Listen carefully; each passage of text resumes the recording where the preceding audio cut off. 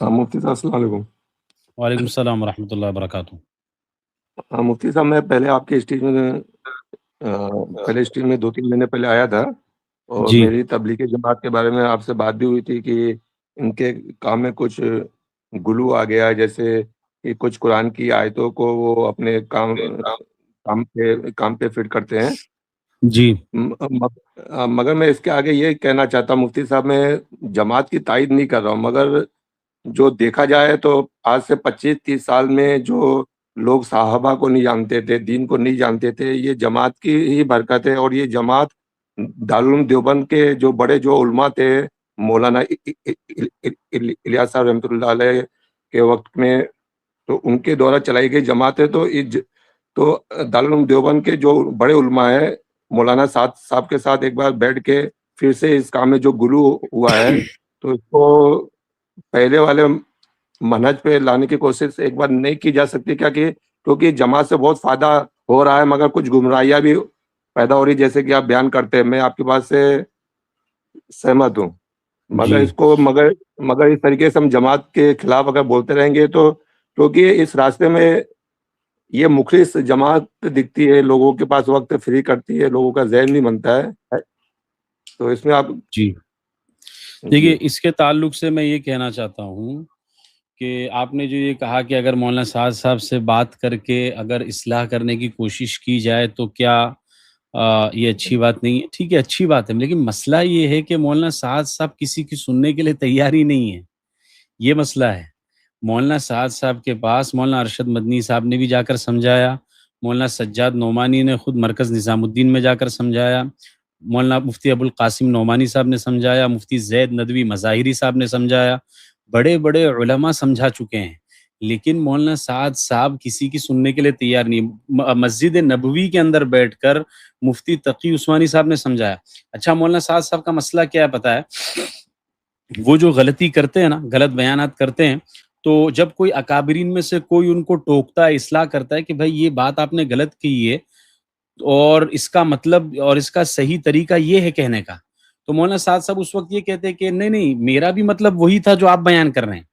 یعنی جب کوئی اکابر ٹوکتا ہے تو فوراً جو ہے نا اپنی وہ ٹائم پر رجوع کر لیتے ہیں کہ نہیں نہیں، میرا بھی مطلب وہی تھا، اور دوسرے دن اجتماعات کے اندر اور بیانات کے اندر پھر وہی غلطی کرنا شروع کر دیتے ہیں۔ واللہ عالم کیا مسئلہ ہے کہ وہ جان بوجھ کر رہے ہیں۔ اب ہم دلوں کے حال کو تو نہیں جانتے، لیکن ان کی غلطیاں دن بدن خطرناک ہوتی جا رہی ہیں، اور ان کی غلطیاں دن بدن بڑھتی چلی جا رہی ہیں۔ تو اس وجہ سے اب وہ جب سامنے والا آدمی سننے کے لیے تیار نہیں ہے، تو عوام کو گمراہی سے بچانے کے لیے ہم نے یہ قدم اٹھایا ہے کہ کہیں عوام ان کی باتوں میں بہہ کر عوام بھی گمراہ نہ ہو جائے۔ یہ مسئلہ ہے۔ دوسری بات، آپ نے ایک یہ بات کہی کہ یہ اخلاص والا کام ہے، مخلص لوگ ہیں۔ دیکھیے، اخلاص میں کسی کو شک نہیں ہے، لیکن سوال یہ ہے، کیا صرف اخلاص اکیلا کافی ہے؟ تو اس کا جواب یہ ہے کہ ہرگز نہیں۔ دیکھیے، کسی بھی عمل کی قبولیت کے لیے شرط کیا ہے؟ اللہ تعالیٰ قرآن کے اندر کیا فرما رہے ہیں؟ ان الذین آمنوا وعملوا الصالحات۔ جہاں جہاں پر عمل کا تذکرہ کیا ہے، اس کے ساتھ میں صالحیت کی صفت کا ذکر کیا ہے۔ آمنوا وعملوا الصالحات، آمنوا وعملوا الصالحات۔ ایک جگہ پر اللہ تعالیٰ نے فرمایا لیبلوکم ایکم احسن عملا، کہ ہم نے زندگی اور موت کو پیدا کیا تاکہ ہم دیکھیں کہ تم میں سے اچھا عمل، احسن عمل کون کرتا ہے۔ تو اس سے ہمیں کیا پتا چلا؟ قرآن سے ہمیں یہ سبق ملا کہ عمل کی قبولیت کے لیے عمل کا صالح ہونا ضروری ہے۔ اور عمل صالح کیسے بنتا ہے؟ وہ دو چیزوں سے بنتا ہے۔ نمبر ایک، حسن نیت یعنی اخلاص ہونا ضروری ہے۔ جو آپ نے کہا کہ یہ لوگ مخلص ہیں، ہم ان کے اخلاص پر شک نہیں کرتے، ٹھیک ہے، کہ حسن نیت۔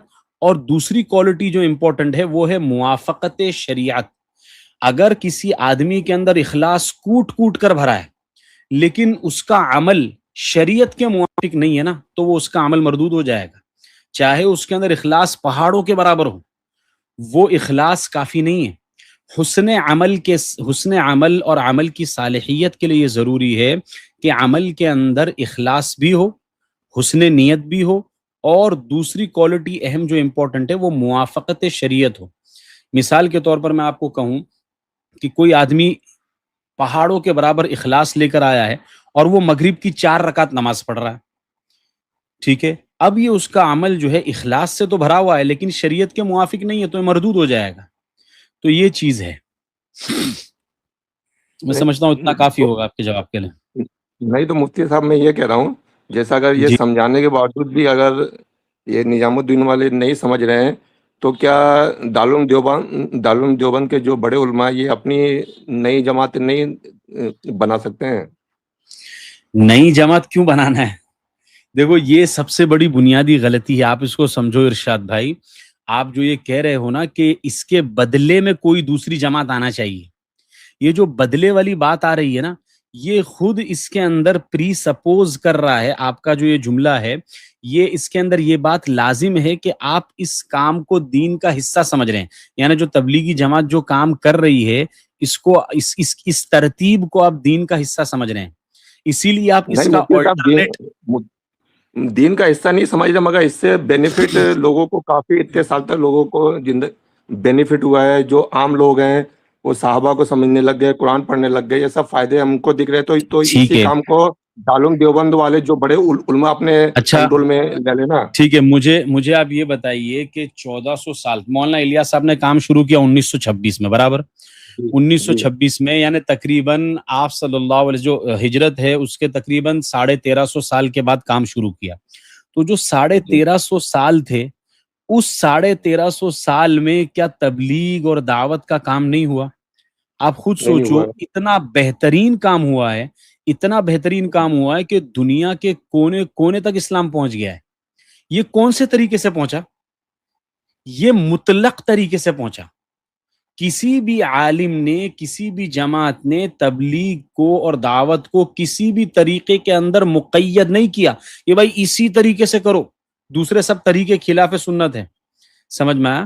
تو جب 1350 سال تک یہ کام چلتا رہا، ایسا نہیں ہے کہ مولانا الیاس صاحب آئے تو دعوت اور تبلیغ کا کام شروع ہوا اور اس سے پہلے کچھ بھی نہیں تھا.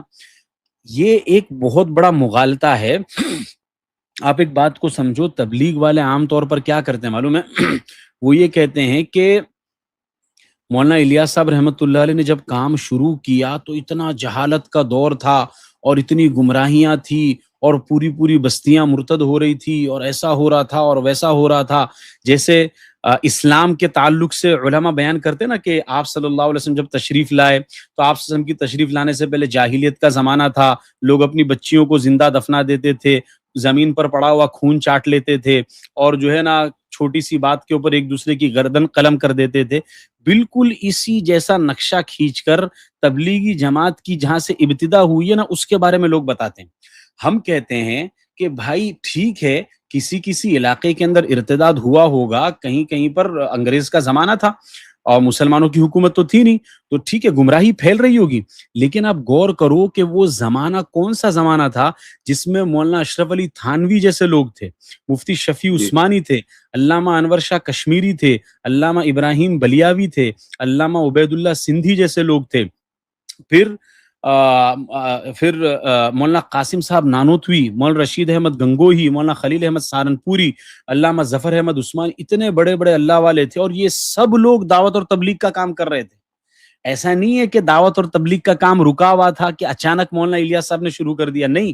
حضرت تھانوی کی نگرانی کے اندر باقاعدہ علماء جو ہے الگ الگ علاقوں میں جاتے تھے جہاں پر ارتداد پھیل رہا ہوتا تھا اور وہاں پر جا کر ان کو دعوت دیتے تھے، محنت کرتے تھے اور کئی علاقوں کے اندر انہوں نے محنت کی اور یہ باقاعدہ ریکارڈ میں موجود ہے کہ وہاں پر ارتداد رکا ہے اور لوگ اسلام کے اندر دوبارہ داخل ہوئے.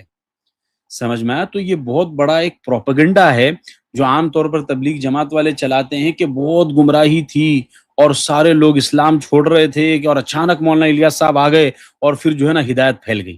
ایسا نہیں ہے. نہیں، ہدایت میں آپ کی جی میں آپ کی بات سے سہمت ہوں کہ دین کی تبلیغ کے بہت سارے شعبے ہیں. مدرسے والے بھی تبلیغ کر رہے ہیں، کتاب لکھنے والا بھی دین کی تبلیغ کر رہا ہے، دین کے جی الگ الگ شعبے میں. اس بات سے آپ کی بات سے سہمت ہوں، مگر اس کام کو اگر جی کوئی فرض سننا تو واجب نہ سمجھ کے، مگر ہم کو کہیں نہ کہیں تو اس سے فائدہ دکھ رہا ہے. مفتی صاحب میں یہ کہ میں اس کام کو نہیں سنت نہیں، بات آپ مطلب کی اس میں طریقے سمجھ سے رہا ہوں. دیکھیے ہاں مسئلہ فائدے کا نہیں ہے. دیکھو یہ کام ہاں ہے مباح، ٹھیک ہے. جی اب ہاں شریعت کا قاعدہ کیا ہے معلوم ہے؟ اگر مباح چیز کے اندر بدعت مل گئی یا مباح چیز کے اندر کوئی بھی گناہ والی چیز شامل ہو گئی تو اس کو چھوڑ دینا واجب ہے. جی جی سمجھ میں جی آیا؟ صحیح ہے. تو اب اس کام جی کے اندر بہت سارے منکرات شامل ہو گئے ہیں، غلط چیزیں شامل ہو گئی. اب اگر اب اس کو کوئی کرے گا بھی، کوئی مثال کے طور پر آپ کہتے ہو کہ بھائی ہم غلط چیزوں سے بچ کر اس کام کو کریں، تو غلط چیزوں سے بچ کر آپ کرو گے برابر، لیکن پوری دنیا والے غلط چیزوں سے بچ کر تو نہیں کر رہے. اور آپ جب اس کو غلط چیزوں سے بچ کر کرو گے تو آپ کا کرنا دوسروں کے لیے دلیل بنے گا کہ دیکھو ارشاد بھائی کر رہے تو ہم بھی کریں گے، اور وہ جب بالکل کرنے کے لیے صحیح جائیں ہے. گے تو وہ غلط چیزوں کے ساتھ میں کریں گے. نہیں نہیں بالکل سمجھ صحیح رہے ہیں آپ؟ بات ہے آپ کی. ہاں، تو نہیں اس نہیں کی صحیح وجہ ہے. سے اسی لیے شریعت کیا کہتی ہے معلوم ہے؟ کچھ ایسے مستحب اعمال، مستحب چیزیں اگر اس کو عوام ضروری سمجھنے لگے گی نا، علماء کے لیے ضروری ہے کہ ان مستحب عمل کو بھی چھوڑ دے تاکہ عوام کے اندر غلط عقیدہ نہ بیٹھے. تو یہ عمل تو صرف مباح ہے، اور اگر اس کے کرنے سے، ہمارے اس کو کرنے سے دوسروں کے اندر غلط نظریہ بیٹھ رہا ہے، یہ نظریہ بیٹھ رہا ہے کہ یہ دین کا کام ہے، یا صحابہ جماعت میں جاتے تھے، ایسے نظریات لوگوں میں بیٹھ رہے ہیں، تو پھر اس وقت جو ہے نا اس کام کو چھوڑ دینا یہ ضروری ہے. مفتی صاحب ٹھیک ہے؟ اس کی مثال ایسی بھی دے سکتے ہیں جیسے کہ بخاری صاحب کی حدیث میں آتا ہے کہ مغرب کی نماز سے، فجر نماز سے پہلے حضور پاک صلی اللہ علیہ وسلم کبھی کبھی 2 رکعت نفل پڑھتے تو، مگر وہ مستحب ہے اس لیے لوگوں نے اس کو چھوڑ دیا ہے کہ نہیں تو وہ مثال الگ اس چیز ہے. وہ تو تو مثال اس وہ کے تو تو دی جا جی، سکتی ہے نا. مغرب سے پہلے، ہاں نہیں، مغرب سے پہلے کی جو 2 رکعت کی مثال ہے وہ الگ ہے، وہ تو شریعت کا حصہ ہے. یہ ترتیب جو ہے مولانا الیاس صاحب رحمۃ اللہ علیہ کی ترتیب، یہ شریعت کا حصہ تھوڑی ہے. مغرب سے پہلے کی 2 رکعت کو جو چھوڑا ہے علماء نے، وہ کسی اور وجہ سے، اس میں کچھ اور حکمت ہے کہ مغرب کی نماز، مغرب کی جو جماعت ہے اس کی ادائیگی اول سے اول وقت میں کی جائے، اتنا بھی نہ رکا جائے کہ 2 رکعت پڑھی جائے. ہاں رمضان وغیرہ کے اندر جب لوگ افطار وغیرہ کرتے ہیں اس وقت موقع رہتا ہے، اس وقت اگر کسی کو مغرب سے پہلے 2 رکعت نفل پڑھنا ہے تو پڑھ سکتا ہے، اس میں کوئی حرج نہیں ہے. تو یہ مولانا الیاس صاحب رحمۃ اللہ کی جو ترتیب ہے یہ ایسا نہیں ہے جیسے مغرب سے پہلے کی 2 رکعت ہے، دونوں میں بہت فرق ہے. نہیں ٹھیک ہے ٹھیک ہے مفتی صاحب، ایک ارشاد بھائی؟ سوال پوچھنا تھا مجھے. نہیں، اور دعا سے دوسرے کو بھی متعلق لے ایک لیتے ہیں سوال نہیں تو پوچھنا تھا. نہیں نہیں ایک چھوٹا کیا. سا سوال ہے مجھے. یہ دعا سے متعلق ایک سوال ہے. کچھ لوگ بیان میں کرتے ہیں کہ اگر دعا سے پہلے درود شریف اور دعا کے بعد درود شریف نہ پڑھا جائے تو وہ دعا قبول نہیں ہوتی، وہ آسمان تک دیکھیے نہیں پہنچتی. یہ بات صحیح ہے کیا؟ ہاں صحیح ہے. یہ درود شریف کی فضیلت کے اندر بہت ساری روایت آئی ہے. درود ہاں شریف کے تعلق سے اگر ہم درود شریف کو ساتھ میں ملا کر دعا کریں گے تو وہ اقرب الی القبول ہوتی ہے، اس کی قبولیت کے چانسز بہت زیادہ ہیں. ٹھیک نہیں، ہے. کوئی اگر میں اور کوئی پڑھنا بھول جائے پڑھنا تو دعا بھول جائے قبول تو ہوگی بھی کہ کوئی نہیں ہوگی؟ حرج نہیں ہے، پڑھنا بھول جائے تو بھی کوئی حرج نہیں ہے، ایسا کوئی مسئلہ نہیں ہے. ٹھیک ہے. ٹھیک ہے ٹھیک وہ ہے ٹھیک فرض ہے، نہیں ہے. جزاک اللہ خیر. ٹھیک ہے. ٹھیک ہے السلام ٹھیک علیکم. ہے ٹھیک ہے.